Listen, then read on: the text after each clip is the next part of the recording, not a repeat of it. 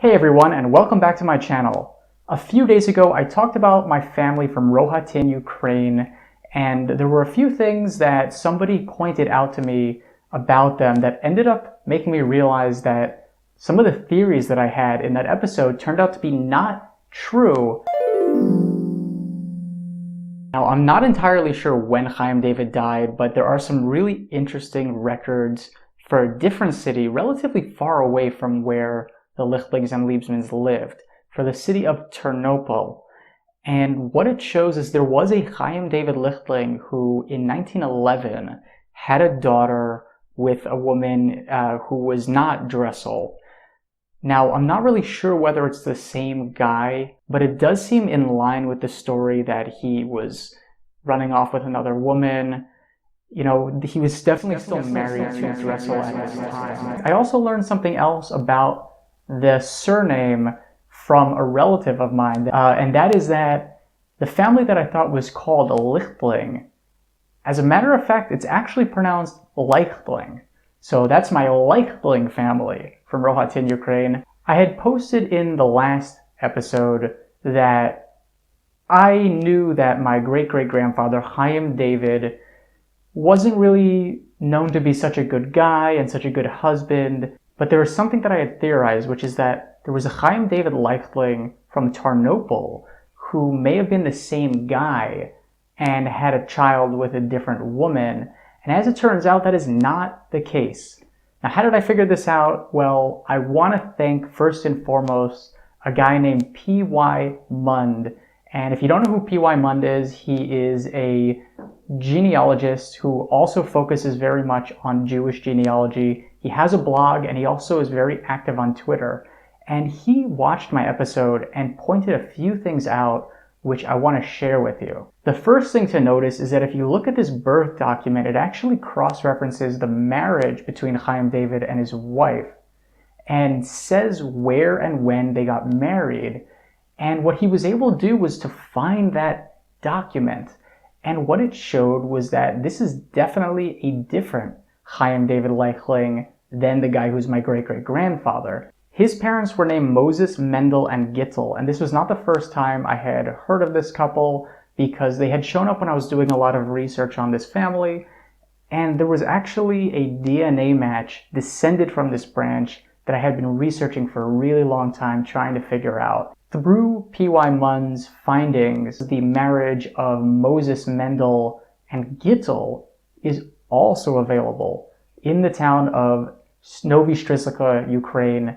And what it shows is that Moses Mendel's father was named David Leichtling. A lot of the names of people in this family are very similar. So Chaim David, Moses Mendel, these are all names that I happen to know that are part of my own family.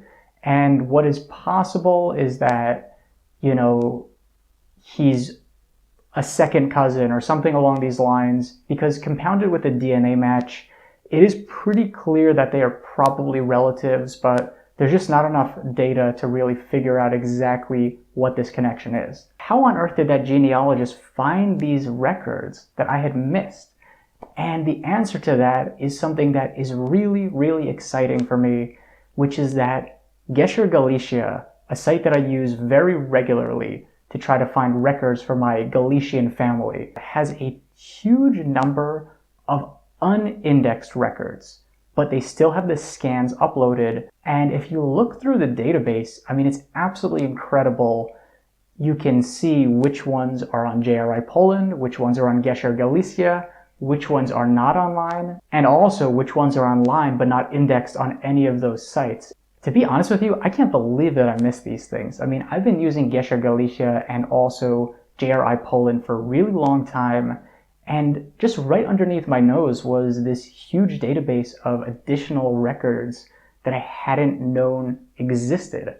You know, I thought that they were in an archive and somebody was going to be indexing them slowly over time, but they wouldn't be available online until then. But no, I just completely missed hundreds and hundreds, probably thousands or more of documents that are available. Now, thanks to this, I was actually able to find a number of other documents for my family. The first one being the death record of my great-great-grandfather, Chaim David Leichtling. He died in 1938 in Borislav, which is just after the cutoff of the records that are indexed on JRI Poland.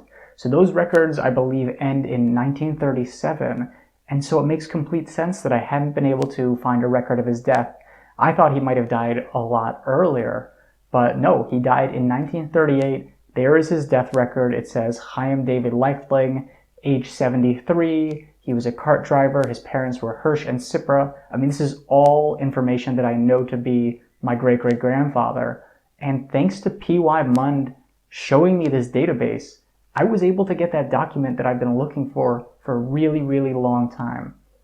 Another really good thing about this site is that the search function is extremely easy to use. So, you know, I found documents from Novi Strislika, from Borislav, from Rohatyn, of relatives of mine who were born or married or died after, you know, the mid-1930s. And some records are even earlier that are available as well.